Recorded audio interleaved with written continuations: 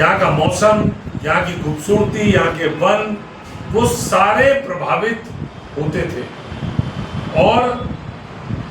इस नोटिफिकेशन से उन तमाम उद्योगों पर, तमाम निर्माणों पर, तमाम तरह की ऐसी गतिविधियों पर जिससे यहाँ का वातावरण, यहाँ का मौसम, यहाँ का इकोसिस्टम, यहाँ का फॉरेस्ट, यहाँ की नदियाँ, यहाँ की जलवायु, उस पर विपरीत प्रभाव न पड़े, ऐसी तमाम इंडस्ट्रीज के लिए प्रतिबंध यहाँ पर लगाया गया था और तमाम गतिविधियों के लिए प्रतिबंध लगाया गया। और प्रतिबंध के साथ साथ उसमें कुछ ये व्यवस्था की गई थी कि अगर केंद्र सरकार से, केंद्र के पर्यावरण एवं वन मंत्रालय से कुछ क्लियरेंस और कंसेंट ली जाए तो कुछ लोगों को छूट मिल सकती है। अभी राज्य की सरकार ने इसमें एक अपना रिप्रेजेंटेशन केंद्र की सरकार को दिया और केंद्र की सरकार को मिसगाइड करके इस नोटिफिकेशन के बारे में एक नोटिफिकेशन जारी करवा दिया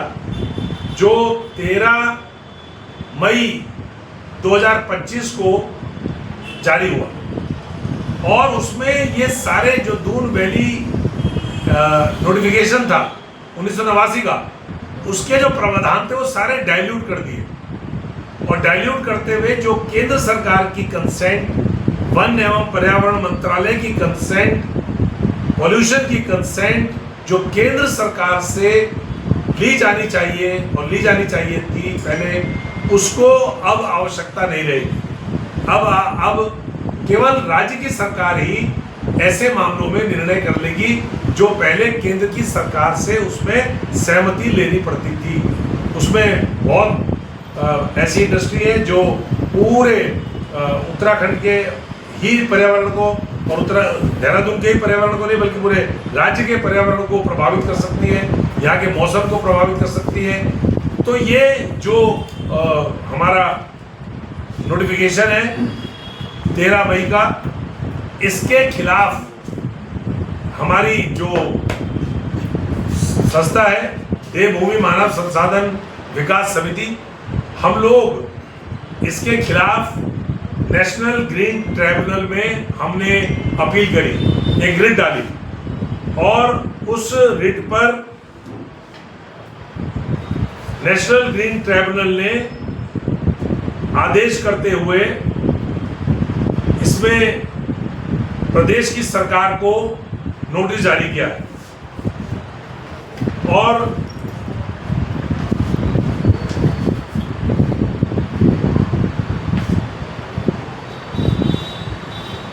उन्नीस सितंबर 2025 को ये जवाब प्रदेश की सरकार को देना है। इसमें जो हमने पार्टी बनाया है, यूनियन ऑफ इंडिया को पार्टी बनाया है, यूनियन ऑफ इंडिया मतलब केंद्र सरकार को, और केंद्र सरकार के साथ साथ राज्य की सरकार को, उत्तराखंड की सरकार को, उत्तराखंड के चीफ सेक्रेटरी को, उत्तराखंड के पर्यावरण मंत्रालय को, इनको हमने इसमें पार्टी बनाया है। और पार्टी बनाने के साथ साथ हमने ये सारे विषय जो पूरे डिटेल में है, इसमें तमाम वो विषय जिन विषयों से उत्तराखंड का ये राजधानी क्षेत्र, राजधानी में दून वैली जो इसका पूरा क्षेत्र है प्राधिकरण का, वो प्रभावित होता है, उसमें क्या सरकार का जवाब है। सरकार से 19 सितंबर को जवाब मांगा है नेशनल ग्रीन ट्राइब्यूनल ने। अब हम इसमें देहरादून की जनता से भी हम उनसे भी आग्रह कर रहे हैं कि देहरादून को बचाने के लिए, अब जैसा सबसे बड़ी बात मेरी है कि जो अभी हमने हर्सिल में देखा, धराली में देखा, जो हमने 2013 में और उसके बाद लगातार कई सालों तक और अभी भी केदार घाटी में देखा, जो हम पूरे राज्य के तमाम क्षेत्रों में आपदाएं देख रहे हैं, पहाड़ों का खिसकना, भूस्खलन, चट्टानों का गिरना, और ये इतना भयंकर प्रलय, जल प्रलय जो धराली में और हर्सिल में आया, जिसमें अभी आकलन ही नहीं हो पाया कि कितने लोगों की जान गई है, ऐसा देहरादून में ना हो। क्योंकि देहरादून में तैयारी सरकार की यही है, सरकार की। अब आप कहेंगे कि साहब ये प्राकृतिक आपदा है, लेकिन जब आप रिस्पना को खत्म कर दोगे, जब आप बिंदाल को खत्म कर दोगे, जब आप देहरादून में तमाम क्रशर्स लगा दोगे, देहरादून में तमाम जंगलों को काट करके वहां पर रिसोर्ट्स बना दोगे, बिल्कुल नाक के नीचे आपने देखा यहाँ पर खलंगा के पास जिस प्रकार से वहां पर जंगल में तैयारी चल रही थी रिसोर्ट की, इसी प्रकार की गतिविधियां अगर दून वैली जो क्षेत्र है उसमें होंगी। क्योंकि जैसे ही ये नोटिफिकेशन लागू होगा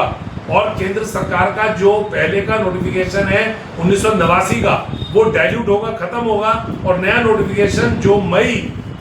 2025 को जारी हुआ है, अगर वो नोटिफिकेशन लागू हो गया तो निश्चित मानिए कि हम अभी तो आपके सोशल मीडिया में, आपके फ़ोन में, आपके माध्यम से हम